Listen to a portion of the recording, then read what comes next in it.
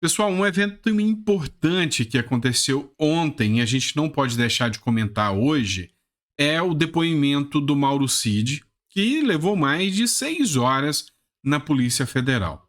É importante a gente lembrar para vocês que há 2 dias atrás a revista Veja fez uma nota em que o Mauro Cid dizia que nunca afirmou que havia um golpe por parte de Bolsonaro e que a Polícia Federal estava utilizando os argumentos para reforçar uma tese de golpe, tese essa que nunca existiu. Foi o teor da fala do Mauro Cid, reverberado pela revista Veja. Acontece que o Mauro Cid foi chamado novamente para prestar depoimento. E nesse depoimento ele foi pressionado. Nós vamos mostrar para vocês aqui a matéria do Gazeta do Povo, aqui, ou melhor, Correio Brasiliense, que trata desse tema. Cid reforça a trama golpista em depoimento de mais de 6 horas. Ele foi confrontado. E vamos lembrar, o Mauro Cid ficou preso por muitos meses. Primeiro por uma história de cartão de vacina, depois veio essa história do golpe, até que ele resolveu fazer a delação premiada e no dia seguinte ele já foi solto. Fez a delação e já foi liberado. E uma coisa é certa, Mauro Cid não quer voltar para a cadeia.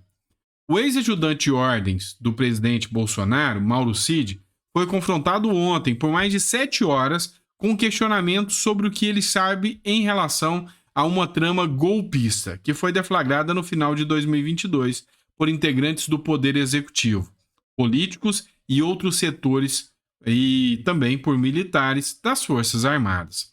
Cid, que firmou um acordo de delação com a Polícia Federal, levou até os investigadores informações que abalaram a política nos últimos meses. Pois é, todas as informações que foram trazidas pelo Mauro Cid foram muito, mas muito exploradas pela mídia e, inclusive, foram suficientes para que sejam expedidas busca e apreensão sobre aliados de Bolsonaro, inclusive apreensão de passaporte do Bolsonaro. Só que o Mauro Cid, até onde se sabe pela matéria da revista Veja, desmentiu tudo isso, colocou tudo isso em xeque. Só que agora ele foi chamado de novo para falar, ou seja, para confirmar aquilo que ele tinha dito antes. Pois é, com medo de voltar para a cadeia, dá para falar qualquer coisa, né? Isso é um ponto que a gente tem que pensar. Vamos falar do Lula agora e de inflação. Pois é, você viu uma enxurrada de informação chegando até você dizendo que estava tudo muito perfeito, estava tudo maravilhoso. Não tinha inflação, os preços não estavam subindo, a economia estava maravilhosa. Você ouviu isso nas grandes mídias, mas o Lula mesmo admitiu que não é bem assim. Até que, enfim, depois de muito tempo de alta nos preços, o Lula admitiu a inflação e vê como essencial baixar os preços dos alimentos, ou seja, inclusive se preciso for interferir na iniciativa privada e no mercado, talvez fazer à la Dilma, né, e fazer um controle dos preços aí. O presidente Luiz Inácio Lula da Silva ressaltou a necessidade de reduzir o preço dos alimentos e produtos básicos, como a energia, para ter credibilidade com a população. A fala foi ao SBT News. Para o chefe do executivo, derrubar os preços é essencial para que você possa voltar a ter credibilidade junto ao povo brasileiro. Lula admitiu a alta dos valores do arroz, feijão e da energia. A gente vai começar a colher aquilo que nós plantamos. A sociedade vai se dar conta de que as coisas vão melhorar. Para a sociedade estar feliz com o governo, é preciso que a economia esteja crescendo, o salário esteja crescendo e o preço da comida esteja baixando, disse o petista. A grande realidade é que bateu a porta, né? O que está acontecendo com a economia. Está tendo inflação, os gastos desenfreados do governo, com toda certeza, potencializam a inflação e deixam a inflação ainda mais danosa, né? Ou seja, vai chegar a inflação e vai ser cada vez mais tenso. Então, assim, não dá para tapar o sol com a peneira a vida inteira. O Lula falou que não tinha inflação, falou que o Brasil estava maravilhoso, mas o povo deu a resposta. Queda na popularidade, a maior queda, e Lula sentiu o impacto e está com medo. Outro ponto que a gente precisa falar das falas do Lula é uma fala irresponsável por parte do atual presidente da República, atacando o mercado. Escuta só a fala dele aqui. O diesel. A gente não tem por que ter um preço equiparado a preço internacional, porque nós somos autossuficientes na prospecção de petróleo. Então, essa discussão tem que ser feita, sabe? Se eu for atender apenas a choradeira do mercado, você não faz nada. Porque o mercado, eu vou contar uma coisa para vocês. O mercado é um rinoceronte, um dinossauro voraz. Ele quer tudo para ele e nada para o povo. O diesel. Vocês têm que perceber que essa fala do Lula é muito preocupante. O Bruno Zambelli, deputado, ele escreveu o seguinte: esse senhor vai afastar todos os investidores do Brasil. Lula diz que Petrobras não pode pensar só nos acionistas e fala em choradeira do mercado.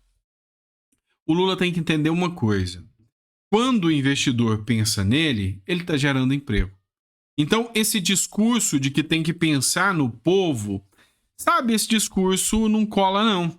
E o que o Lula vai fazer é afastar ainda mais, porque já foi recorde de investidores abandonando o Brasil. Recorde. Então, a gente sabe, no final das contas, que a única coisa que essa fala do Lula vai fazer é fazer com que o investidor corra daqui. E deu repercussão grande essa fala. Lula disse que a Petrobras não tem que pensar só nos acionistas. Deu uma repercussão. O Leandro Rochel também falou o seguinte: durante os governos petistas, a Petrobras foi dizimada e só não quebrou porque o governo é o maior acionista. A roubalheira foi tão grande que um mero gerente tinha centenas de milhões numa conta de propina na Suíça. A empresa chegou ao posto da mais endividada do mundo. Agora, o Lula, foi chamado de descondenado pelo Rochel, ataca o mercado, chamando de dinossauro voraz, que quer tudo para ele e nada para o povo. Na psicologia, esse comportamento é chamado de projeção. A grande verdade é que o Lula não entendeu como o mercado funciona, mas parece que ele não entendeu também que o mercado e a economia andam de mãos dadas. Cada real investido é um real que gera um potencial emprego no Brasil. Então, afastar os investidores é afastar o dinheiro que vem desses investidores. Pois é, Lula parece que não aprendeu nada em todos esses anos, inclusive dentro da política. Aprendeu a ser político e falar aquilo que uma parte pequena hoje da população quer ouvir. Ele já não convence mais.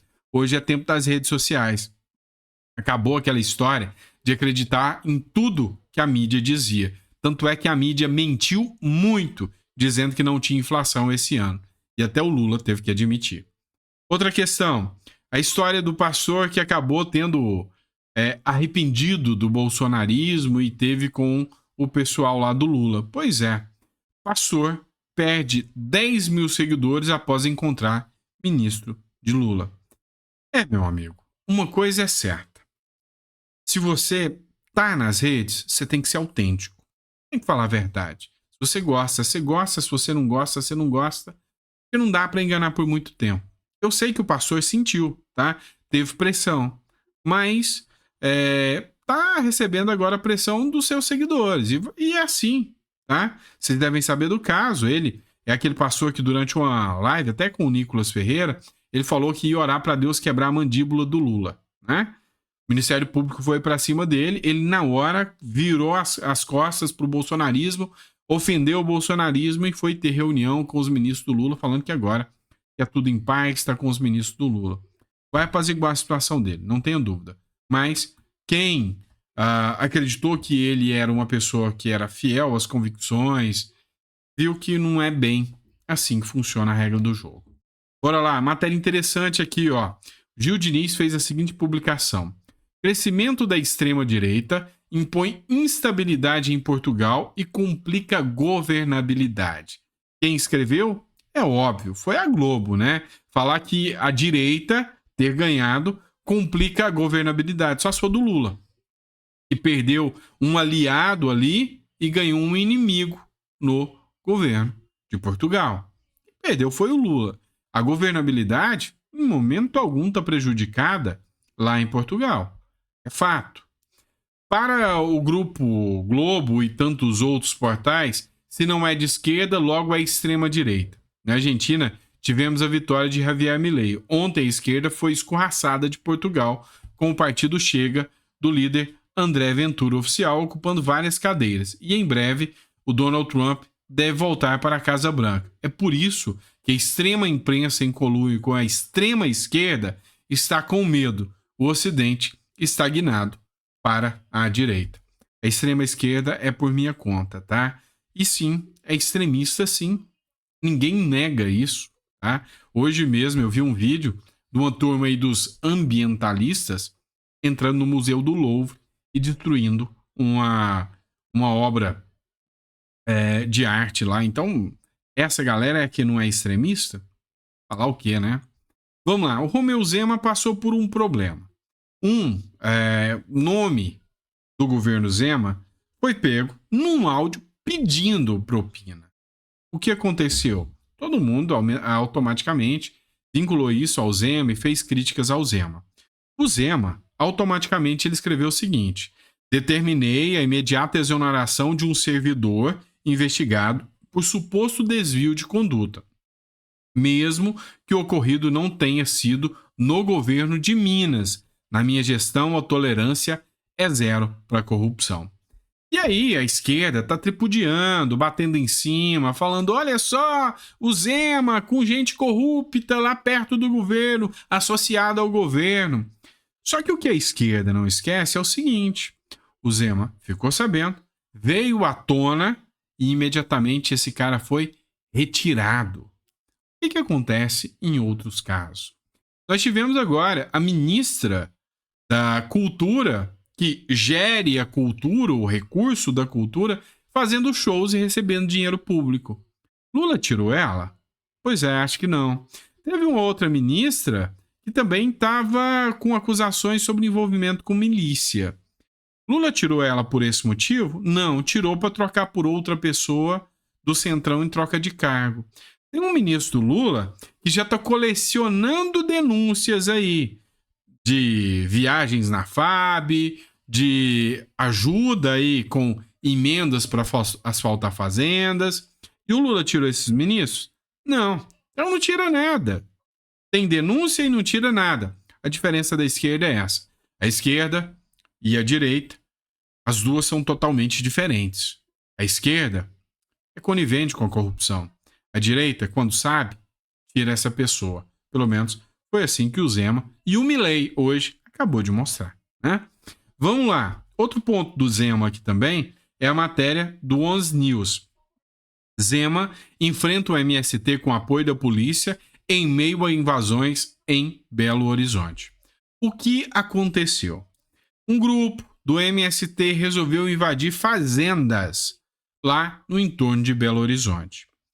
Entraram, os proprietários da fazenda entraram com ações no judiciário, e o judiciário falou que os donos da fazenda não conseguiram comprovar que eram donos, por isso permaneceu o MST lá. O Zema mandou um recado para o MST e falou que o tempo deles está contado e mandou a polícia militar ir lá no local e fazer pressão em cima deles para eles saírem. Então, aí dizendo que o Zema chegou até a descumprir ordem judicial, mas não. A polícia militar está lá para fazer segurança. E os demais fazendeiros estão com medo das ações do grupo, que é considerado por muitos aí até terrorista do MST, em fazer coisas contra os demais fazendeiros. Então a polícia está lá para pressionar e para botar pressão mesmo, para que nada aconteça. Então, parabéns para o Zema aí, acerta em cheio. Vamos lá, vamos de notícia internacional agora. Se tem um caso grave que está acontecendo, é no Haiti, pessoal.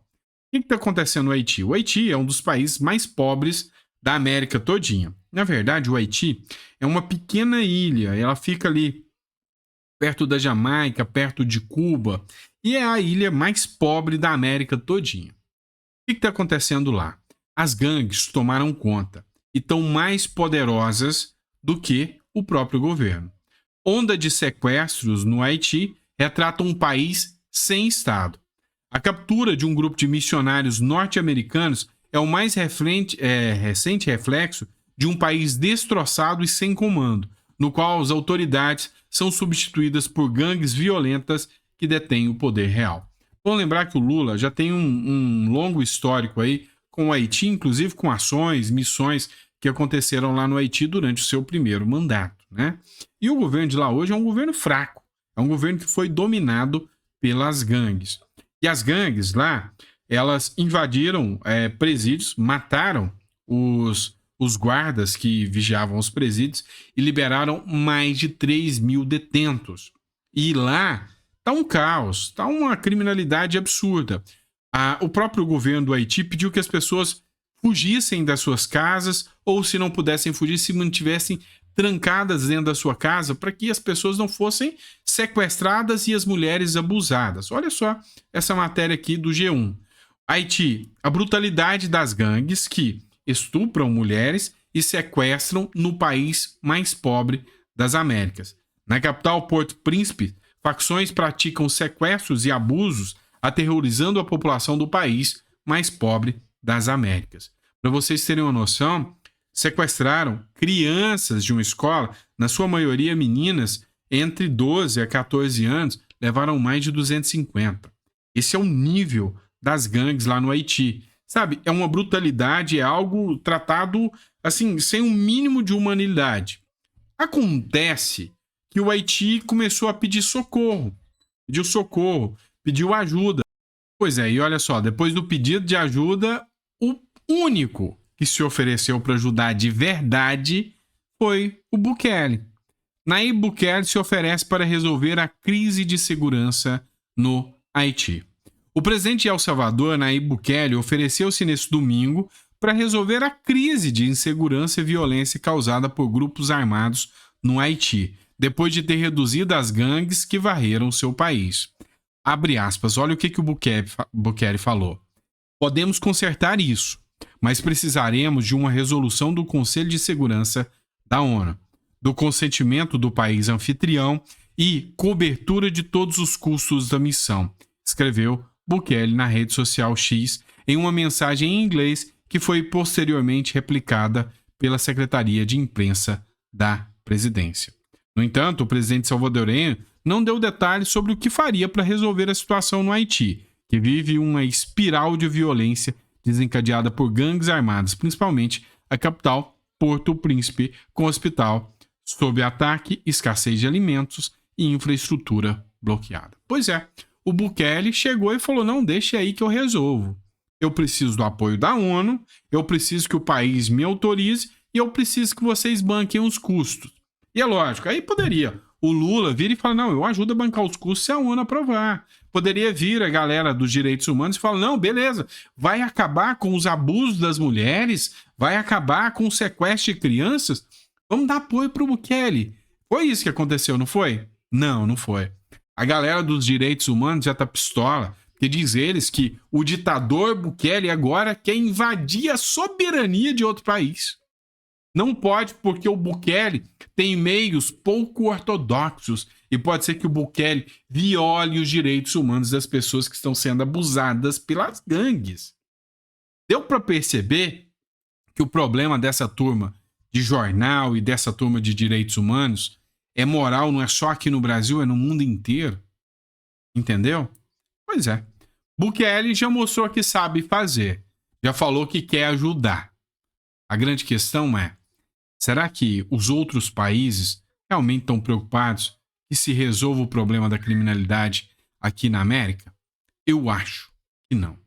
E você? Qual que é o seu ponto de vista sobre isso? Tá? Coloca no comentário que eu quero saber. E vamos lá. Eu sei que as informações hoje foram precisas e importantes. Então, se você puder compartilhar, ajudar a divulgar para mais pessoas, eu te agradeço e te agradeço muito, tá bom? Conto com você e até o próximo vídeo. Meio-dia eu tô aqui de volta com mais editorial para você. Põe água no feijão que eu vou aqui bater algum papo importante, tá? Só para vocês terem noção, já vou antecipando. Tem deputado federal que vai desistir dos mandatos para poder concorrer a cargos de vereadores, hein? E aí eu vou falar para vocês alguns desses nomes aí, tá certo? Abraço, pessoal. Fica com Deus. Vejo vocês ao meio-dia.